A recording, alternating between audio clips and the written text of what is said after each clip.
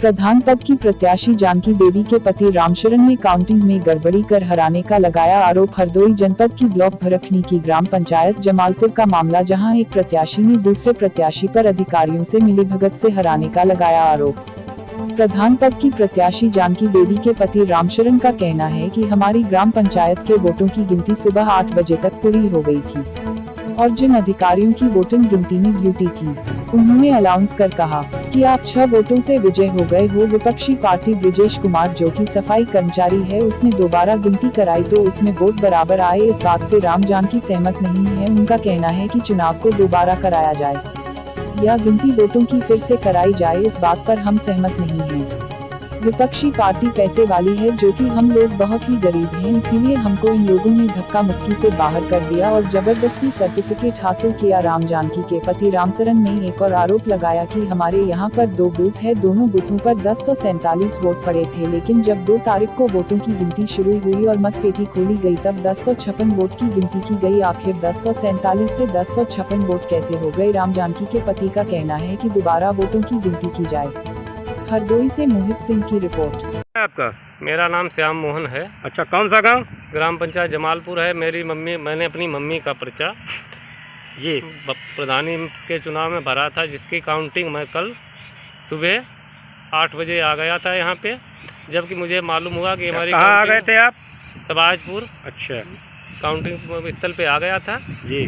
जबकि मेरी काउंटिंग लगभग रात के 12 बजे लगी। अच्छा, उसके बाद में जब मैं गया अंदर तो वहाँ पे वोट खुले। सुबह 8 साढ़े 8 बजे मेरे वोट खुल गए थे। उसमें बताया गया कि मैं 8 वोट, वो कर्मचारी लगे थे, उन्होंने हमसे कहा कि 8 वोटों से आप विजयी हो गए हैं। उसके अलावा मेरे विरोधी ब्रिजेश, प्रत्याशी सुनीता हैं, उनका पति रामशंकर है, और दूसरा जो विरोधी है, जो एजेंट भी नहीं था, कर्मचारी केवल था।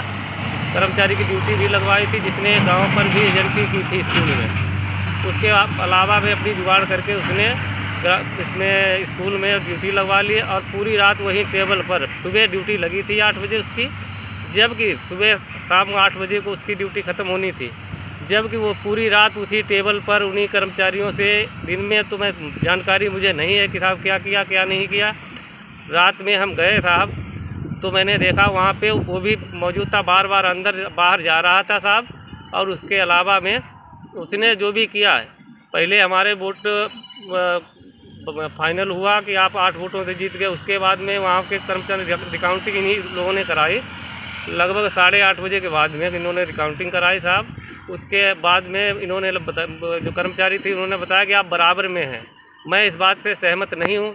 जो भी गलत किया है ब्रिजेश कुमार सफाई कर्मचारी ने ही किया है, हमारी ग्राम पंचायत का रहने वाला है और मेरा खुला विरोध कर रहा है साहब। जो भी किया है इसी ने किया। श्याम मोहन। अच्छा, कौन सा गांव है? जमालपुर। अच्छा, क्या समस्या है आपकी? समस्या ये है साहब कि हमारी ग्राम पंचायत में वोट खुले थे। अच्छा, उसमें वोट शाम लगभग 12 बजे के बाद खुले हैं, सुबह 8 बजे वोट खुले फाइनल हो गए। कर्मचारियों ने कहा कि आप 6 वोटों से जीत गए जी। फिर उसके बाद में दूसरे कर्मचारी ने जी, दूसरे प्रत्याशी ने रिकाउंटिंग कराई।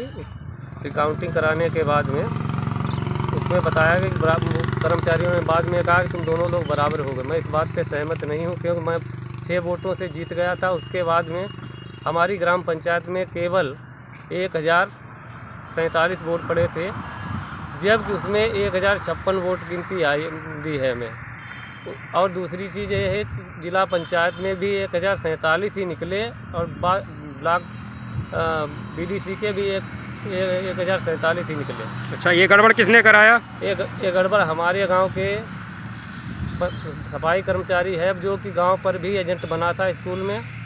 अतः महोदय से निवेदन है कि ये देख लिया जाए। उसके अलावा मैं यहाँ पे अपनी ड्यूटी लगवा ली इसी गड़बड़ के लिए कि यहाँ पर गड़बड़ पैसे या कुछ भी उसने दिया हो तो हम नहीं कह सकते साहब।